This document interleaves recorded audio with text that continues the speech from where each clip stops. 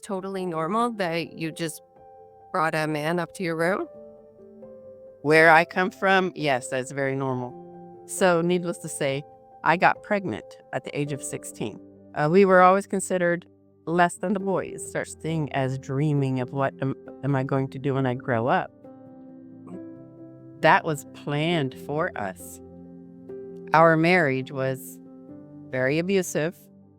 There were many times when I didn't know where to turn to. Went out behind the house and I threw myself on the ground and I cried out to God. And thank you so much for joining me today. It's a privilege to have you on here. Thank you, Laura, for having me. I'm happy to be here. So, you are an author. You are an ex-Amish woman from the Old Order Amish. You were part of a family of 16 children. Yes. And then, wow, that's incredible. And then you left the Amish community. So, why don't we go back to your childhood and you can fill in some of the details for me? Okay, yes, I'd be happy to. I was the oldest girl in a family of 16 children, like you said. Two boys who were twins were older than me. When my mom and dad had their first baby, Benjamin, he had infection in the blood, so he only lived 3 weeks. So as we grew up, the twins came along, and then me, and there were a total of 16 children. Later on, we lost another brother who was 6 months old and had a heart defect. But yes, I grew up in the Amish community. I loved it. I never thought of leaving the Amish. I enjoyed my childhood. We learned to work hard. We didn't know any other life but to work hard and enjoy it. I would enjoy going out to the hog pens and clean them out with my brothers. I wore their pants, and in bare feet, we cleaned out the pig pens. And we always had fun doing it. Whatever we did, it was fun. The twins, it was fun growing up with brothers who were twins. They would play tricks on me, and I'd follow them around everywhere they went. They would, go up the hayloft or on top of the barn roof, and I'd be right behind them in my little Amish dress. It was fun. We would play basketball. There's just a lot of things that we did together.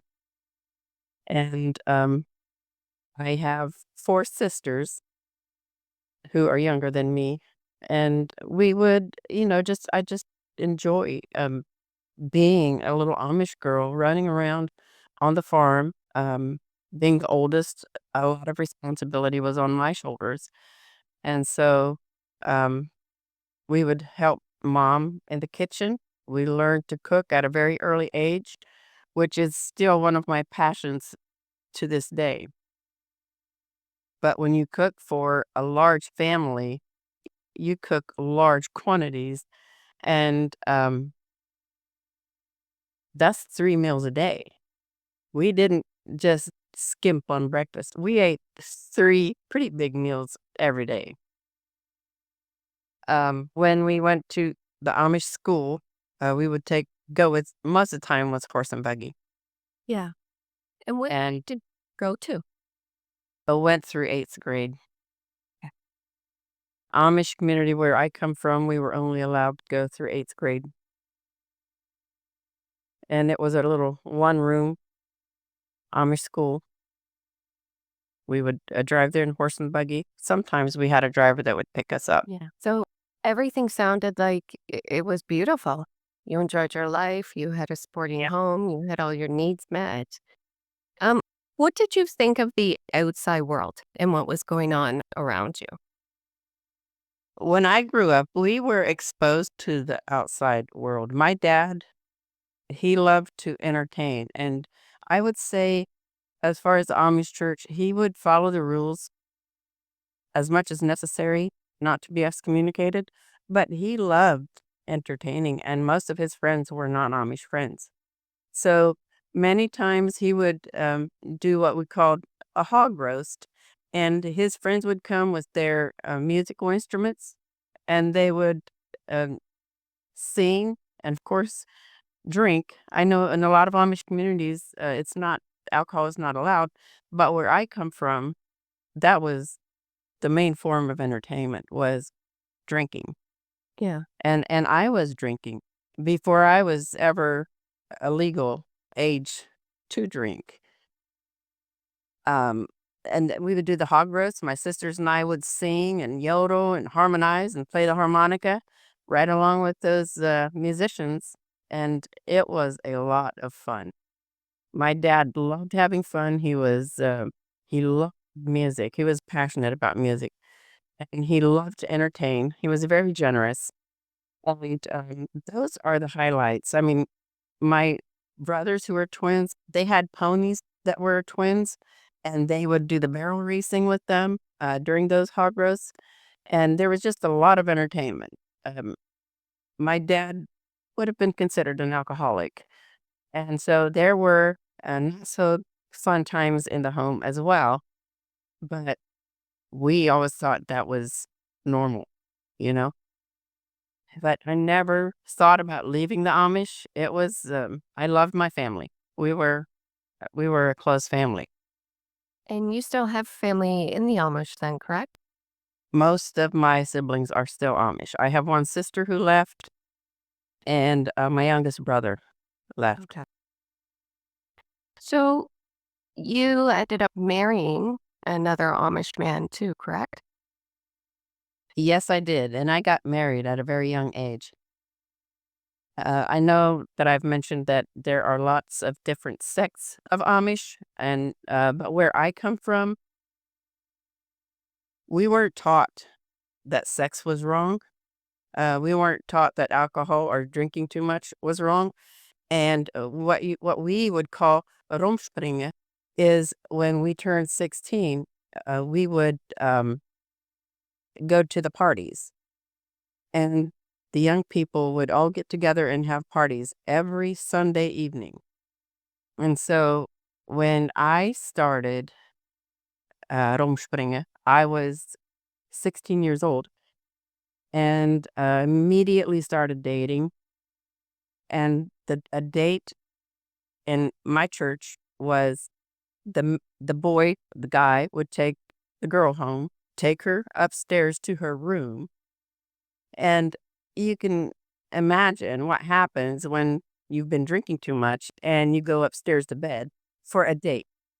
So, needless to say, I got pregnant at the age of 16.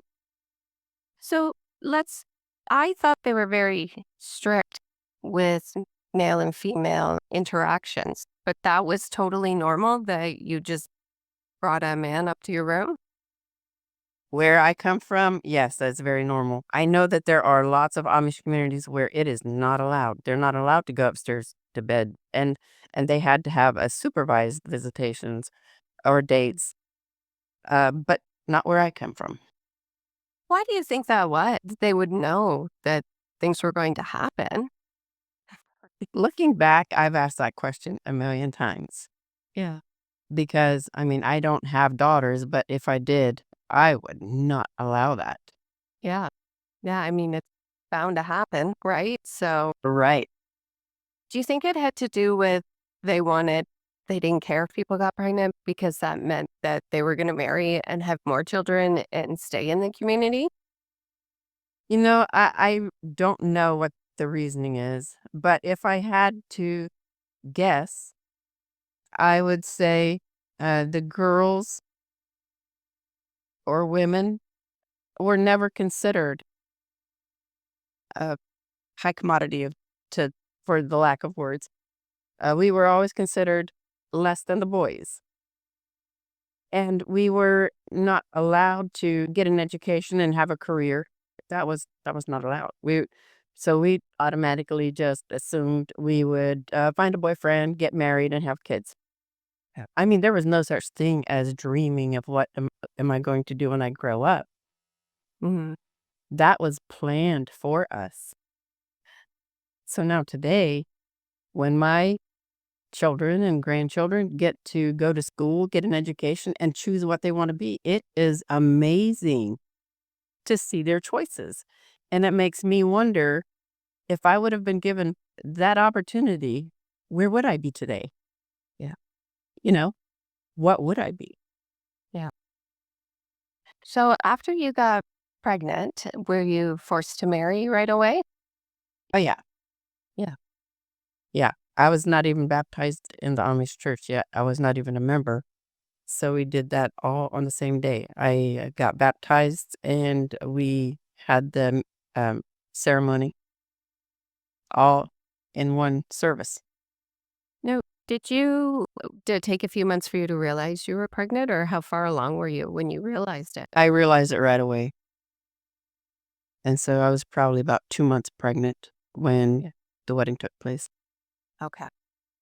And then you went on to have 5 more children, or was it 4 in the community you did and then left and had more children? I have a total of 7 boys.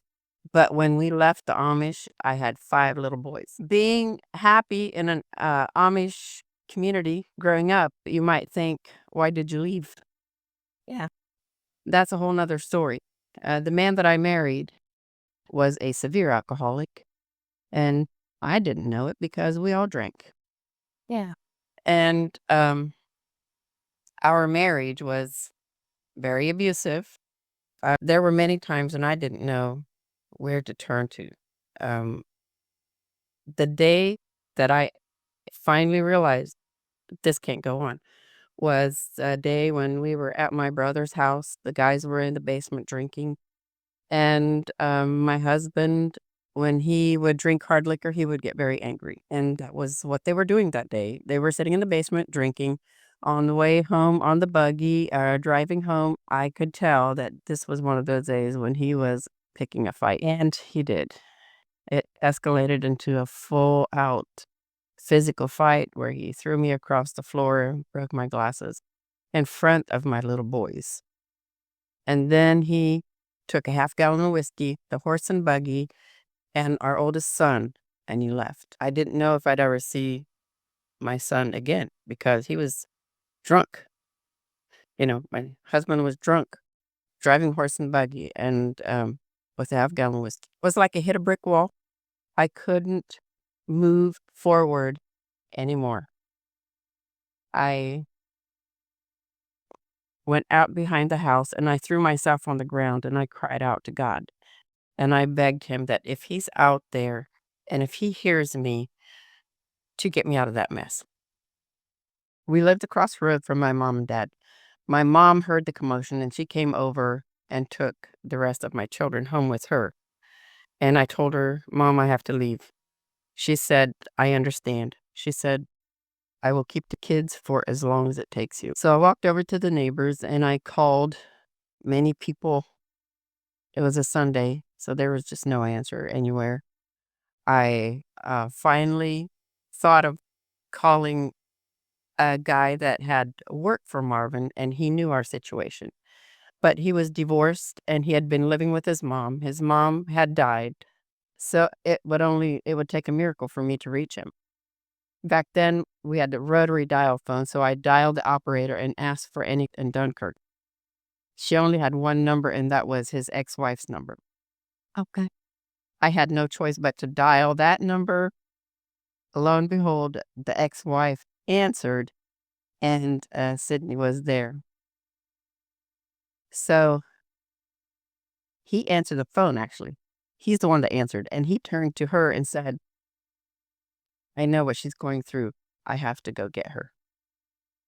So they both came out, picked me up, and took me to Sydney's sister's house, Mary. And that was the first day that I heard about the grace of God. This lady, she told me how much God loved me, loved my husband, and my mind was blown. How could a holy God love me? And second of all, how can he love a severe alcoholic who beats his wife? She talked and talked and talked, and she showed me in scripture. She showed me in the Bible. And so I asked her, does my Bible say the same thing as your Bible? And she said, yes, it does. And she was writing down all the scriptures. I went to bed that night at her house with a terrible headache. Um, I told her I had a headache and wondered if she had any pain pills. And she said, "My only pain pill is Jesus." So anyway, I went to sleep. And the next morning when I woke up, it was like I woke up into a whole new world. It was like the sun was shining. It's like coming out of a dark storm into broad daylight. Yeah. And my life was changed forever. I couldn't wait to get back home and hitch up the horse and buggy and go to the bookstore in Bern and find me an English Bible. And that's exactly what I did. I found an English Bible, and for the next year, I compared the two, the German and the English, and I found that it was the same message in both Bibles. So it took me a year, but I sensed that God was leading me out of the Amish church. Yeah. That's why we left. Things got pretty bad. My husband at the time, like I said, was an alcoholic. He had 10 guys working for him, and one night he decided to drive. He had gotten a vehicle himself and he was drinking. So he was out driving that vehicle and somebody turned him in. So he was pulled over, taken to jail. And at the time, I was just an ignorant little Amish girl. When the police came to take him, I had my 5 kids. I didn't have transportation. I didn't have phone. I didn't have money. I didn't have anything. So I asked the police officer, "When is he coming back?" Mhm. And police officer looked at me like I was crazy, and he said, "Ma'am, if he's not back in 15 minutes, he won't be back." And I watched the clock for 15 minutes. Yeah. Yeah, I didn't know. This had never happened. I've never seen anything happen like that before. We weren't people that had the cops called on them or anything like that. But because he went to jail, we were automatically excommunicated from the church. Okay. That's how we left. And so you can imagine how it is when the church sees that you're about to leave and they send one person after another, to the point where I told my husband, I said, "I am getting out of here." I said, "I'm leaving with or without you." And we did. We moved into a 1-bedroom apartment with 5 kids. Wow. But it was an apartment. It had plumbing, it had running water, and it was a lot more than I had Yeah. being Amish. And so life got really difficult. All the 10 workers had to quit working for Marvin because he was excommunicated from the church. Okay. So there we lived in 1-bedroom apartment, no phone, no transportation, no workers, no job, nothing, nothing. My husband looked at me and said, "Just look what you got us into." And I believed him. I believed that it was all my fault. It was one of the most devastating times of my life. I just threw myself across the bed and I cried and cried. And little by little, we just had to take one step at a time. He had one guy, a non-Amish guy that came and worked with him, took him to work. And then we found a bigger house that we moved into, and things just kept getting better after that, except for his drinking. Yeah, he remained a severe alcoholic. He's no longer alive today, but um, I don't know. I often wonder, what happened in his childhood that or what pain he was dealing with that he just had to escape. Sad. Can you speak to a little bit about what you're doing now? You talked about that lovely cookbook that you had worked on, just some charity work and things that you've been doing? Yeah, there was a time where Marvin and I separated, and he did file for divorce. I did go into jail ministry, which I did for 7 years, and I absolutely loved it. And I did speaking at like Voices of Hope and Breath and Way of Christ and just women's functions.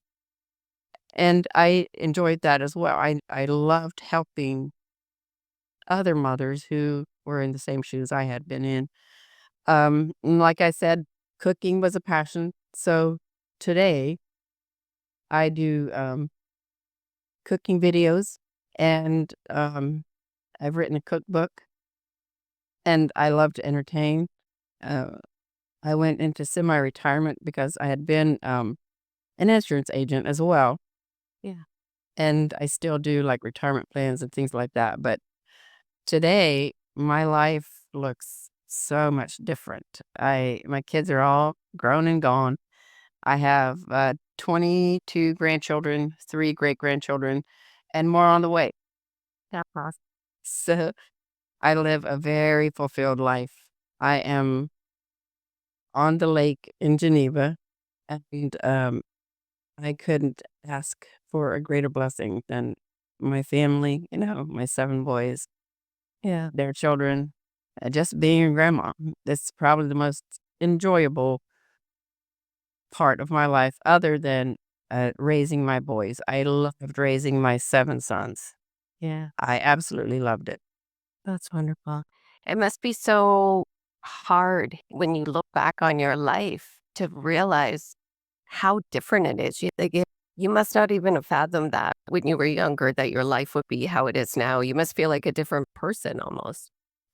Yeah, I feel like I've lived in 2 different worlds. Yeah. Completely different person. Yeah. Do you have any final thoughts or anything you'd like to add, Irene? Um, I would just encourage other mothers that are where I was to know that there's hope. There is a way out. There is an escape. And, I would welcome them reaching out to me or, meeting up with me or just talking on the phone. Yeah. Well, I will link all your socials and everything down below so people can find you easily. And if someone's in a situation where they need that direct support, then please reach out to Irene because you know it. You've been there, you've lived it, and you've won. You did amazing in the end. So well done. Yeah. Thank you. Thank you so much for your time today. Thank you for having me.